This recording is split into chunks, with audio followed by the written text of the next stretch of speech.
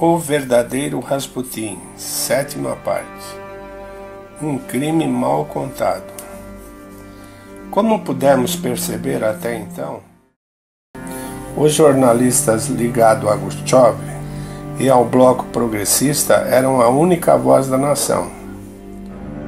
Suas versões dos fatos eram hegemônicas, e qualquer um que fosse caluniado por eles não teria direito de se defender. Eram os progressistas que escolhiam quem seriam os heróis e os vilões.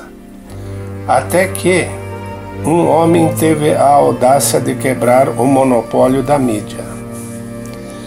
Esse sempre foi o desejo secreto de Rasputin: organizar um jornal realmente popular.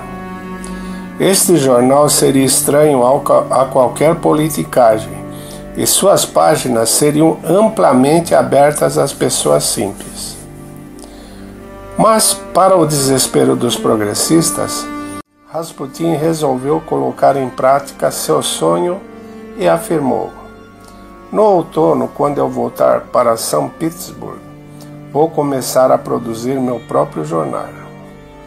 Pensei em publicar um jornal nacionalista, verdadeiro e honesto. Patrocinarei as pessoas que tiverem fé. Vou reunir pessoas de bem em uma cruzada em que Deus abençoe. Os progressistas não poderiam se dar ao luxo de permitir a criação de um jornal autônomo. Rasputin contaria sua versão dos fatos e delataria seus caluniadores. Talvez pudesse relatar os boicotes da Duma, alertar o público sobre as conspirações e traições. Se as massas conhecessem as atividades de Khrushchev, Miliukov e Rodiazenko, a população não só exigiria sua prisão, mas até mesmo correria um risco de linchamento. Portanto, Rasputin deveria ser morto, pois perder a hegemonia da mídia era algo impensável. Para isso, contariam com a ajuda de Vladimir Purishevsky, membro da Duma, conhecido por seus discursos ridículos e sua ausência de autocontrole. Ele se tornou famoso por suas cenas escandalosas na Duma. Tinha um discurso regado por um patriotismo patético e antissemítico. Purishevsky ainda era um monarquista, até que em novembro de 1915 o governo cortou os enormes subsídios dados ao seu partido. A partir de então se tornou um grande opositor do Estado. Purishevsky não podia resistir à tentação de assumir o papel de salvador da Rússia, com o príncipe Félix Yusupov. Às vésperas da Revolução de 1917, os Yusupovs eram os homens mais ricos do Império.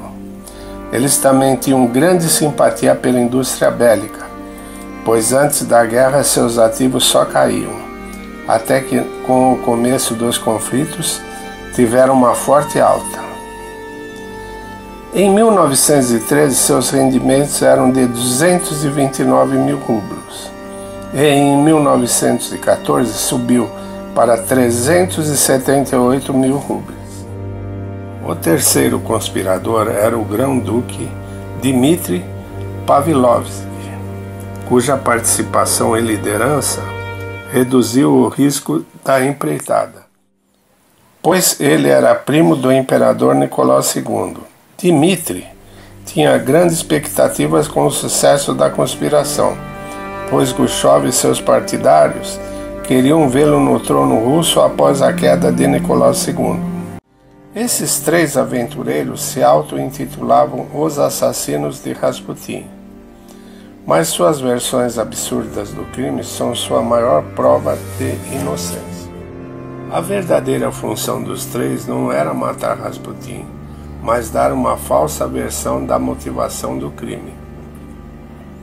Eles poderiam fazer isso, uma vez que a probabilidade de punição era insignificante, pois eles eram parentes próximos do rei e Purichevsky gozava da imunidade por ser um deputado.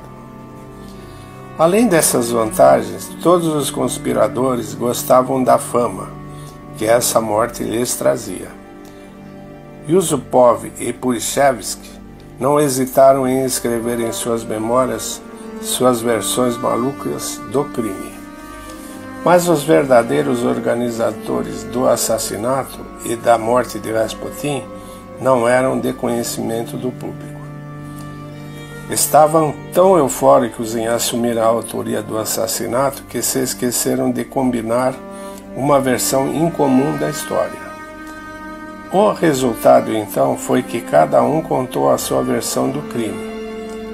Versão essa que não batia com as evidências periciais e não tinha a mínima lógica. Nessa versão, Rasputin mais parecia um personagem de desenho animado em que o vilão comicamente revive após cada golpe mortal.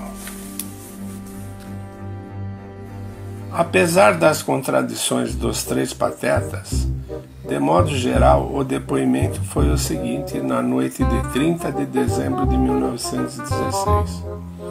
Rasputin foi atraído para o palácio Felix Yusupov. Primeiramente, Yusupov trouxe Rasputin ao porão. Ele ofereceu vinho e bolos envenenados com cianeto de potássio. Rasputin comeu uma incrível quantidade de cianeto do recheio dos doces, mas como ele não... É verdade. Quer dizer, às vezes não. Na sequência, Yusupov atirou em seu coração com uma pistola. Rasputin caiu, aparentemente morto, mas de acordo com a sua natureza satânica, acordou. Rasputin, envenenado e com um tiro no coração, saiu do porão e tentou escalar o muro alto do jardim, mas foi pego pelos assassinos. Felizmente, o grande atirador Purichevsky, levando a arma do príncipe desnorteado, correu atrás de Rasputin e o atingiu com muitos tiros. Ah, morre, diabo! Fala aqui pra gente, então. Tô falando, não tô falando? Então morre, diabo! Depois que o corpo foi amarrado e levado para o carro, em que o trio heróico descobriu que o diabólico velho homem ainda estava respirando sob a água, mesmo com uma quantidade brutal de cianeto e cheio de tiros, um deles no coração, assim como o grande Houdini, Rasputin conseguiu se desamarrar, morreu afogado no fundo do rio, nas águas frias de dezembro. E morreu. Alguém acreditou nessa história? Creio que não. Véi, que viagem é essa, véi?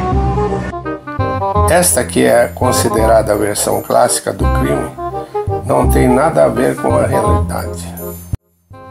A primeira discrepância é que Rasputin nunca comia doces, odiava doces, bolos e outras delícias de confeitaria. Em suas próprias palavras, ele afirmava: "Eu não como esta escória." Sua filha relatou que em toda a sua vida ele comia apenas peixes, saladas, pão e a carne, tão pouco quanto possível.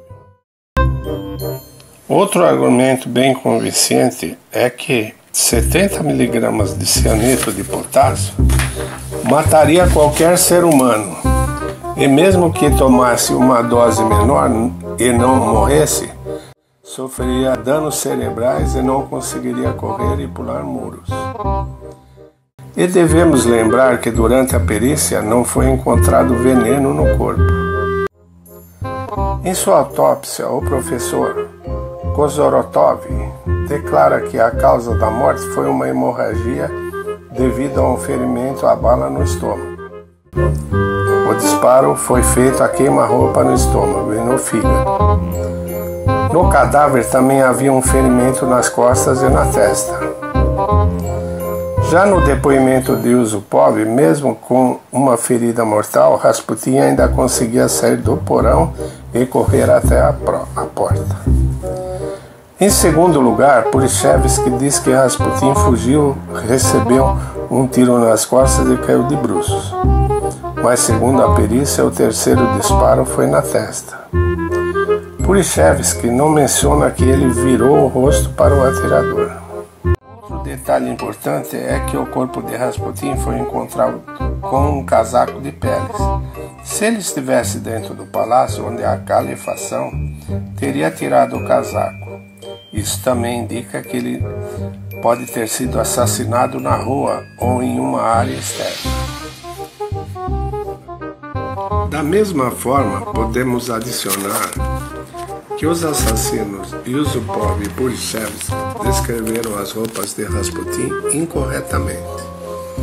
Yusupov relatou que ele estava usando uma camisa longa branca com flores bordadas.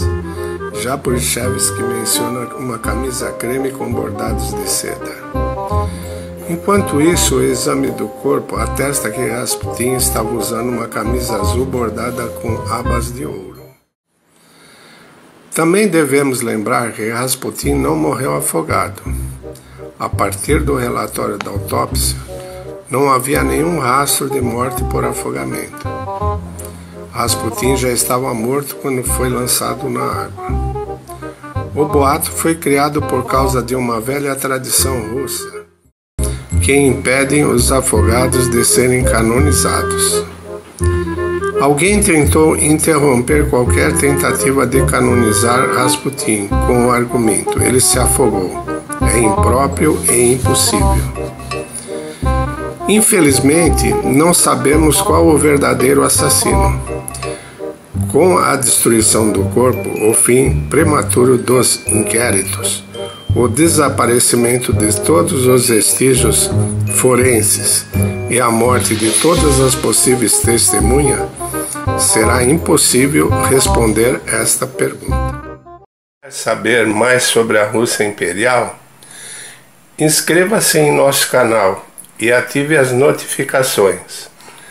Não se esqueça do like. Até o próximo vídeo.